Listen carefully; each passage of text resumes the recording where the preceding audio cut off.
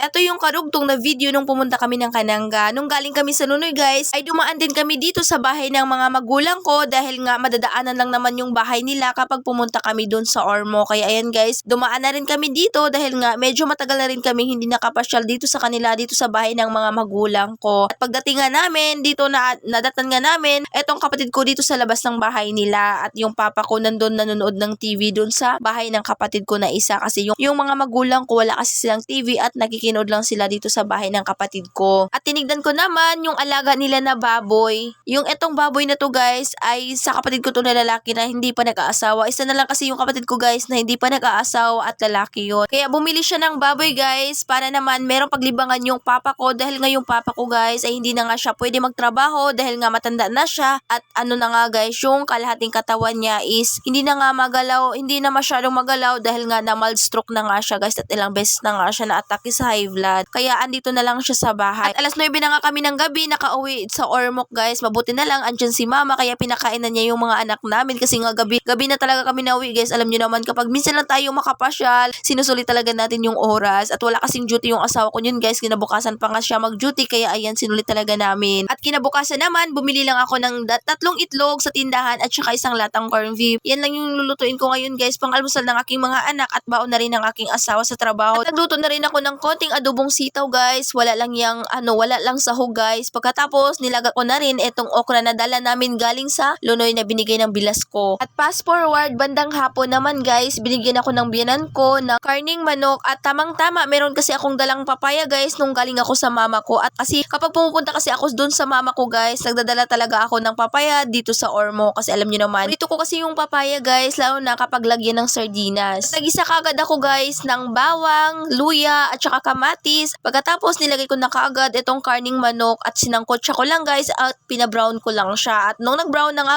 ayan nilagay ko na kaagad yung mga hiniwa ko na papaya para lumambot kaagad kasi alam niyo naman yung papaya medyo matigas din kasi to. At yung nilagay ko lang na papaya guys, isang piraso lang yan dahil nga marami naman yung nahiwa ko na yung isang pirasong papaya. Pagkatapos guys, ayan sinangkotsa ko lang. Pagkatapos nilagay ko naman itong tanglad at naglagay na rin ako ng tubig. At medyo marami nga yung nilagay ko na tubig guys kasi masarap din kasi humigop ng sabaw. At ayan na nga guys, nung nalagyan ko na nga ng tubig, tinakpan ko naman at hihintayin ko lang siya na kumulo. At nung kumulo na nga guys, ayan tinignan ko naman itong papaya kung malambot na ba. At nung natingnan ko na nga guys, medyo malambot na nga siya, ay tinimplan ko na kagad siya ng pangpalasa ng asin at konting bitchin lang. Pagkatapos, inilagay ko naman etong sibuyas dahon guys at isang green na sili. At kapag ganitong ulam guys, ay talagang marami kang makakain na kanin at hindi ka talaga magsasawa guys sa na kapag ganito yung ulam mo. Kahit anong tema ng panahon guys, ay talagang bagay talaga to. Kahit maulan or mainit guys, ay masarap pa rin humigop ng sabaw. At ito na nga guys, nilagay ko na nga sa last etong malunggay at masarap talaga guys sa tinolang manok kapag merong papaya at malunggay. Ito talaga guys, yung masarap isahog sa tinolang manok. At yan lang muna, kain po tayo!